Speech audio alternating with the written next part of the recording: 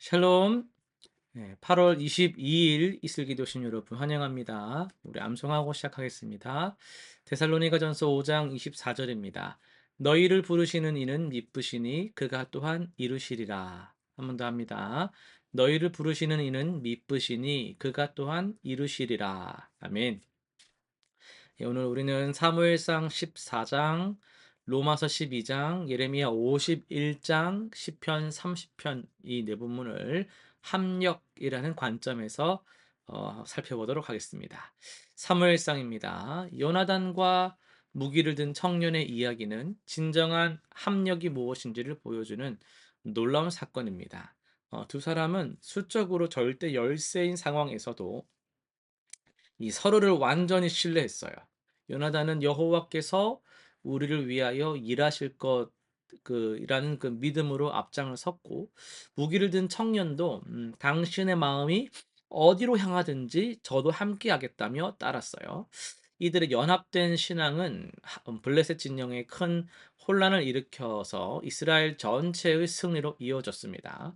하나님께서는 작은 협력이라도 당신의 뜻에 합한 것이면 크게 사용하신다는 진리를 우리에게 깨닫게 하죠. 로마서 12장입니다. 이 바울은 교회를 그리스도의 몸에다가 비유해 가지고 각 성도가 지체로서 어떻게 합력해야 하는지를 가르칩니다. 눈은 보는 일을 하죠. 그 손은 이렇게 잡는 일을 하고 발은 걷는 일을 하듯이 각자에게 주신 은사대로 섬길 때 교회는 건강하게 성장을 할 수 있습니다. 중요한 것은 이 자기의 기능만 고집하는 것이 아니라 다른 지체들을 귀하게 여기면서 서로 합력하는, 돕는 마음이 중요한 거예요. 예언하는 자는 겸손하게, 섬기는 자는 충성스럽게, 가르치는 자는 정성껏 할 때 하나님의 사랑이 공동체 안에서 아름답게 나타나는 겁니다. 이것이 바로 성령 안에서 이루어지는 참된 합력이다라고 할 수 있겠습니다. 시편으로 넘어갑니다. 다윗은 자신의 고난과 회복을 통해서 하나님께서 모든 것을 합력하여 선을 이루시는 분이라는 걸 고백합니다. 저녁에는 울음이 깃들일지라도 아침에는 기쁨이 온다는 고백은 개인의 경험을 넘어 모든 성도에게 소망을 주는 메시지입니다. 하나님께서는 우리의 눈물과 기쁨, 연약함과 강함을 모두 사용하셔서 당신의 영광을 드러내십니다. 때로는 질병을 통해서 겸손을 배우게 하시고, 때로는 치유를 통해서 감사를 깨닫게 하십니다. 개인의 간증이 공동체의 찬양이 될 때 하나님의 선하심이 더욱 밝게 빛납니다. 계속해서 예레미야 말씀을 중심으로 말씀과 행동이 만나는 곳이란 제목으로 말씀을 전하도록 하겠습니다. 예레미야 51장은 바벨론에 대한 하나님의 심판 예언으로 가득하죠. 하나님께서는 선지자 예레미야를 통해서 강대한 바벨론 제국이 무너질 것이라고 선포하셨습니다. 그런데 당시 상황을 생각해 보면 이 예언은 정말 믿기 어려운 것이었어요.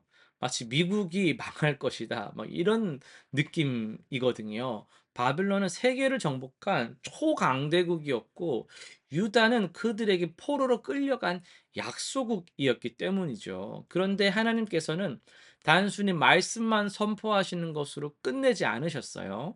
예레미야에게 특별한 지시를 내리셨습니다. 너는 바빌론에 관해서 기록한 이 모든 재앙의 말을 이거 한 책에 기록해 가지고 스라야에게 줘 가지고 바벨론에 가져가게 하라. 이렇게 말씀을 하셨죠.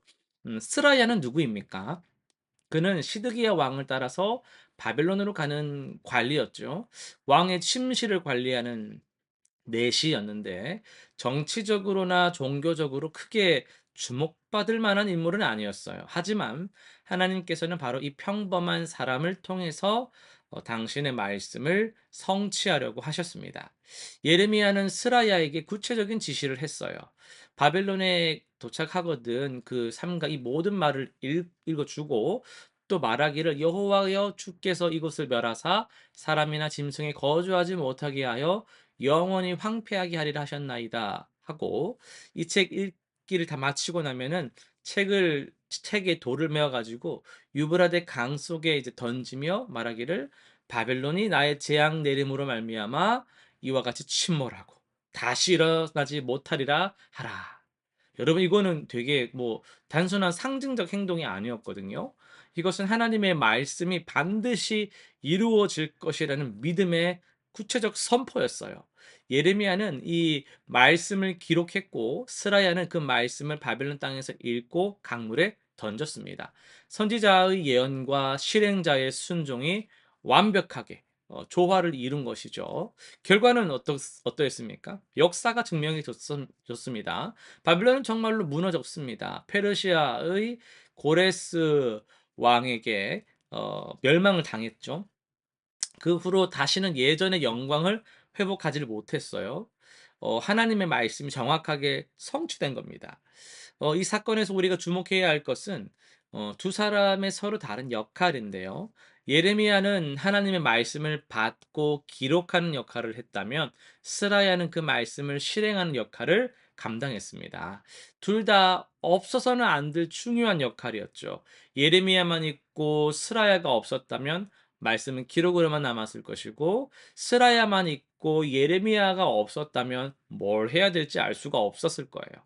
오늘날 우리 교회와 우리 삶 속에서도 이러한 협력, 합력이 필요합니다.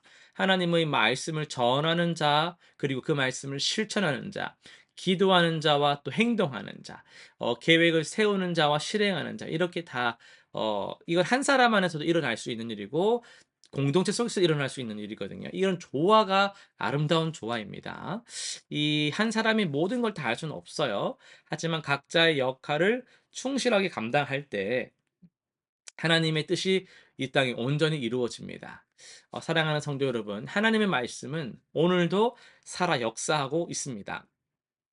그 말씀이 우리 삶과 세상 속에서 온전히 성취되기 위해서는 예레미야와 스라야 같은 이 협력이 필요하죠.